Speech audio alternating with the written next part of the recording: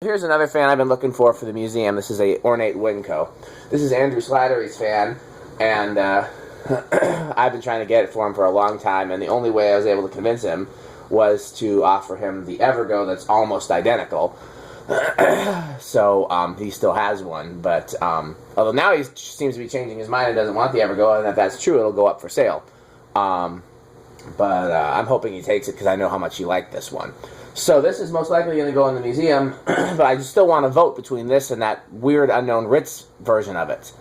And have you seen that, by the way? It was at the museum. It just wasn't hanging yet. I might have. I'll show you the video later or something like that. This one's cooler. You haven't seen the other one, though. Yeah, but this one's cooler. So, anyhow, one of the two. Idaho. That's a plus? It is. Why? What's significant about Idaho? Anyhow, so Andrew's going to help me test it. This will be his first time using the test rig. So we're going to first go through the factory speeds. So here's low with the internal solids. Oh, it's reversed. Use the reverse switch. Here's low with the internal solid state speed control, and it's drawing 0.3. This is labeled Winfull Fan Manufacturing Limited, which is interesting. We've seen these labeled Winco. They were clearly made in the same factory as the St. Louis fans, which are different than CEC. I don't know who the actual OEM is.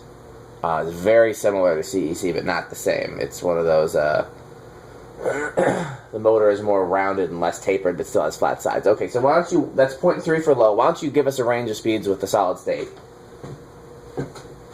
No, the solid state in the fan. Oh, yeah. We always go through the speeds in the fan first. Do you need to stand on something, short man? No. Here, look. Whoa. 0.38 is where we're at now. 0.38. Here, Andrew. A crate. Yeah, stand on the crate like an Oompa Loompa. Yeah. Let me crank it down. Yep. Just give us a range, you know. 0.52.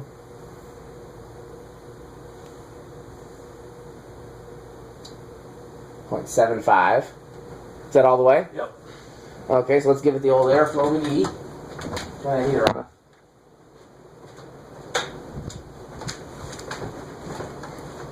I don't know why it's turn this heater off and then we just come and stand behind it. That really kind of doesn't make sense.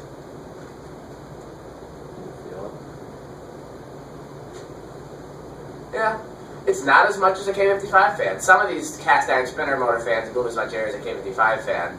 This one's not quite. This is maybe right on the line between spinner motor hunter and K55. Yeah. It's a little bit more than your friction drive. Ouch. Not by much, though, surprisingly. This is a little bit less airflow than I expected, and the friction drive moved a little bit more air than I expected. Okay, so turn the heater back on your way back. Today's just full of surprises. Yep. So I'm going to hit the off. 0.73 is what we're down to. I'm going to hit the off switch and we'll let it spin down. In the meantime, why don't you hit the reverse switch and turn the variable speed knob all the way back to low.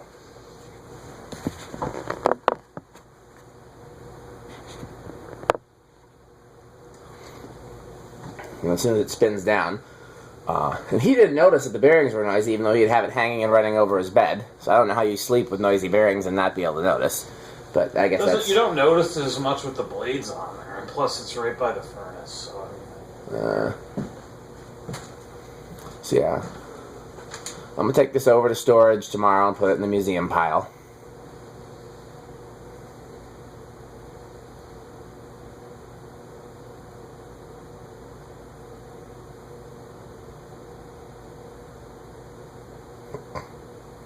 So now remember, on high it drew 0.73 amps. So we want to remember that so we don't go over that when we do our test with the box, which you're going to do, okay? So low reverse, 0.28. So once it, gets acclimated, then on low you can give us a range of speeds again.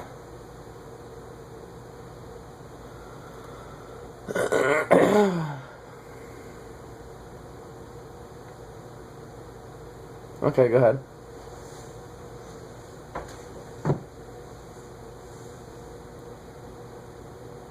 .39.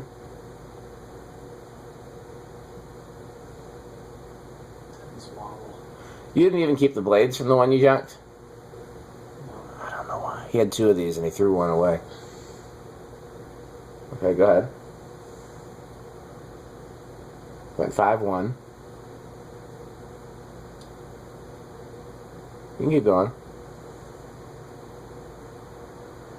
0.72. Is that all the way? So medium 0.71. Excuse me, reverse.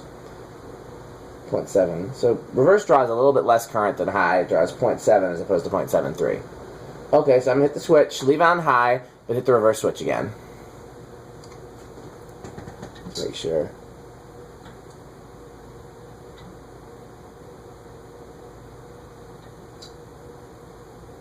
Okay. So go ahead and sit in the chair. And so what you're going to do is that you start with the decade box and just go up by ones until the fan starts moving. And then once you get to where it's moving, then every time you go up one, you say how much current it's drawing. One, is it moving on one? Nope. It's starting on 2, but nope. It moved like a hair.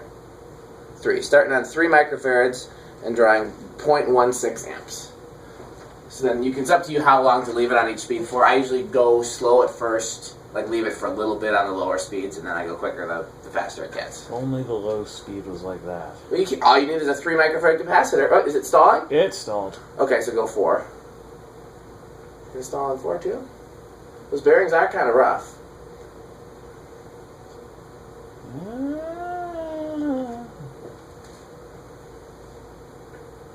So for the 4 microfarad, it's drawing 0.21 with the 4. So yeah, you just need a 4 microfarad capacitor and you can have that low speed. You can do that with that Evergo you're getting from me too. You just gotta go watch my video to see what capacitor value you need. I would like to do that for my 19th century. Well, that's got IntelliTouch. The low speed should be pretty slow on it to begin with. Board shot. Then we'll rip it out and we'll put a capacitor in there, and yeah. Okay, so 5. Here's where the low would be at Fanimation, because the Fanimation remotes have a 5 in there. Go ahead, you can go ahead and start doing the readings. 0.27. What was it? It was 0.72? 0.73, so you don't want to go over 0.73. But you got a ways to go. You'll probably get close to, if not over 20, before you get to... Got 0.32 on 6. So this, if you still had this fan and you wanted that slow low speed, you needed Emerson branded wall control because they use a 4 microfarad capacitor for their low. Or you can just make your own wall control with a 4 microfarad capacitor. 0.37. On what value? 7. Okay.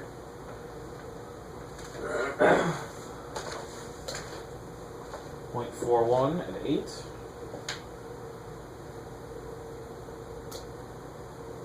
0.46 at 9. 0.50 at 10.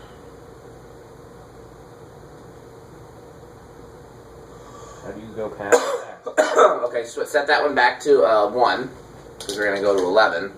And this one, all the writing is worn off, but this is a 10 microfarad right here. This is plus 10. Okay. So now that's plus 10 plus 1 is 11. Oh, so that's and this is plus 20.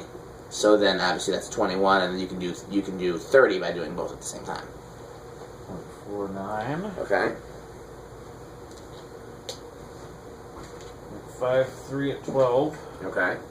12 is our Fanimation medium, so that'd be the medium speed at Fanimation.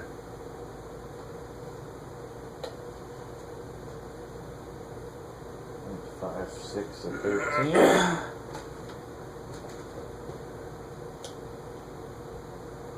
0.59 at 14.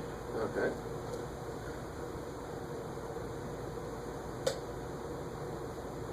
0.62 at 15. This is fun. You can get them on eBay, or you can make your own. If I ever did it again, I would not buy one. I'd make my own. It'd be cheaper and easier. 0.64 at 6. Or 16, rather. I think 17 is going to be the limit. Nope. 0.65 6.5. Some of them never hit the limit. Some of them just kind of like keep getting closer and closer and closer but never get there. It's teetering at 6.5 and 6.6. 6.7 at 18.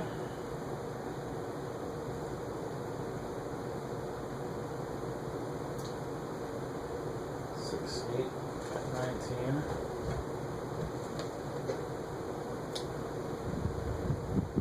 6.9 at So then go all the way down to 1. And then turn the 10 switch off and turn the 20 switch on. 21 is... 7.3. So that's right at... Nope, because it dropped some once it got up to speed. So let's just... What we do if we want to make sure we're not over is with the high switch. Nope.